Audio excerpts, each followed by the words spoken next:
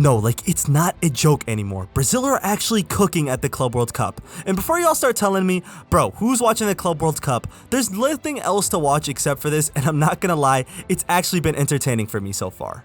But the one thing I actually did not expect is the Brazilian team's dominance over this competition. I mean, they've been looking incredible, and most of the teams haven't even lost yet. The 4 participants from Brazil are teams like Botafogo, Flamengo, Palmeiras, and Fluminense.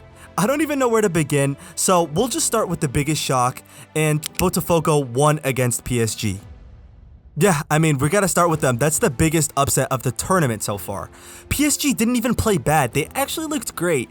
I would say they were even controlling most of the game. But to be honest, they just couldn't get the ball in the back of the net. And I just have to shout out the intensity and defensive effort that Botafogo put in. I mean, the team was moving so cohesive. It was fun to watch. The whole bench was standing up and yelling at all the players. You could see that they really wanted this victory. And they worked for it. They proved they could defend against Ballon d'Or candidates. And they already won their first group stage match against Seattle Sounders, so they guaranteed their spot into the next round of the Club World Cup. And with the money in the tournament involved, this is going to be huge for Brazilian clubs. I mean, right now, Brazil is kind of being challenged for that second spot when we're talking about world football.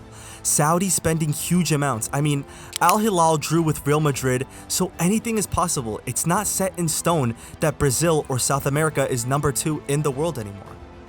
But so far, they've proved that they are, because as I'm writing this, 3 out of the 4 sides are leading their groups. We already got Botafogo securing a knockout spot, which is the most impressive feat for me coming in, because I had them as one of the more weaker sides from Brazil. I mean, I know they just did the double last season where they both won the league title and the Libertadores, but a lot of their players were sold this summer, and the replacements didn't look as good as the team they had before. I thought they were weaker going into this season, and despite bad form in the earlier campaign, they heated up at the right spot, right time. And despite a really close game, which they did lose to Atletico Madrid, it still wasn't enough for the Spaniards, and Botafogo moves on. And then we go to Group A, where Palmeiras has also been taking care of business. I mean, they had a great performance with Porto to start off with, basically securing a point. And then, although this Porto side isn't the strongest it's been in recent years, they're still respectable in my opinion.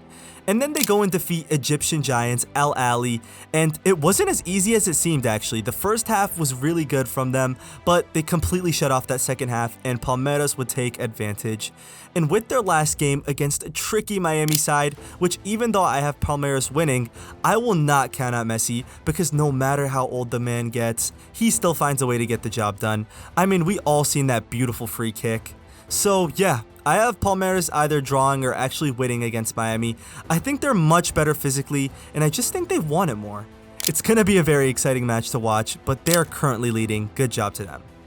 And then let's head over to Group D with Flamengo, Chelsea, Esperance, and LAFC. And well, Flamengo are seriously looking like they're going to go far in this tournament. I mean, they made their first match against Esperance look like it was a walk in the park. They had total control of the game, but in my opinion, this was expected and it was routine. I mean, Flamengo have the best team on paper when it comes to Brazilian clubs. We know that because they're currently leading the Brasileiro with a game in hand. But what I wasn't expecting was that beautiful performance against Chelsea, where they seriously were just locking every player up. They dictated the tempo, they defended fearlessly, and the crowd was actually popping in this game. I mean, you have a lot of games being played in this tournament with really empty stadiums. I mean, we're talking about attendances of like 5,000, 4,000 people. So I'm sure that their fans also played a part in it, and they absolutely got what they deserved with a stunning victory, which basically confirms that Flamengo will either top the group or at very worst case, make it to the next round, which is once again a big achievement. And finally, going to Group F with Dortmund, Sundowns, Fluminese, and Ulsan. And still, the Brazilian sides is looking like they will make it through.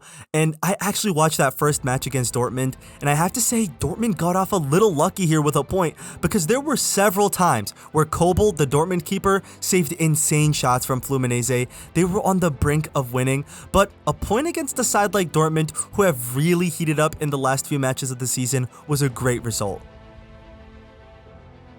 And then they go and take care of business in the game against Ulsan. It was closer than the scoreline showed, as Ulsan would actually take the lead in the first half, but a beautiful second half from the Brazilians where they would score 3 goals would seal the victory, putting them in a beautiful position to qualify as they currently lead the group. And although I will say Sundowns are a much better team than I thought, I still think the expertise of Thiago Silva and the fact that John Arias is really looking like his former self has me thinking they will top the group and go 4 for 4. Really impressive stuff from Brazil, and they would go on to show that they're the kings of South America.